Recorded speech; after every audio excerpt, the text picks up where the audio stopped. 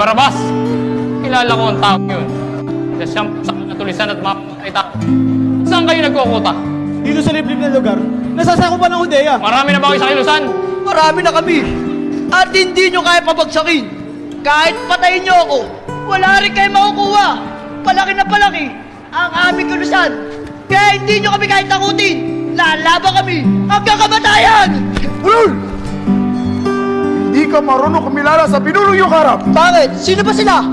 Siya, si Gobernador Pilato, ang naatasan na Cesar, na mamuno dito sa Judea. Kapitan.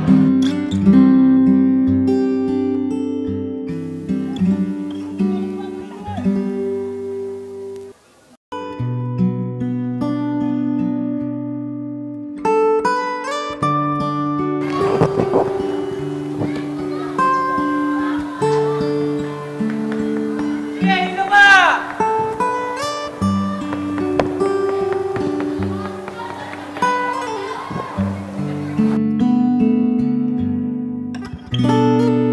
Sa loob ng mahabang panahon paglilingkod niya bilang serdote, ngayon lamang siya napili upang mag-alay ng senso sa silid na tinatawag na banal na banal. Oo nga. Ang silid na yun, ay hindi maaaring pasukin ni naman. Kahit ang mga saserdote. Maliban lamang kung araw iyon ang pag-aalay ng insenso. O galian ng mga saserdote ang magsapalaran o magpalabunutan kung sino sa kanilang may hirap sa pag-aalay. Karamihan sa mga saserdote ay nangamatay na hindi man lang nakakapasok sa silid upang mag-aalay.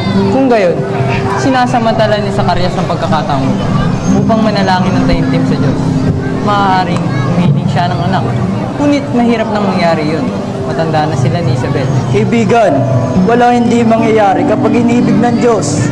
Kaya maaaring tama ang sinabi mo. Sapagkat iyon na lamang kanyang kulang. Sa kanyang buhay,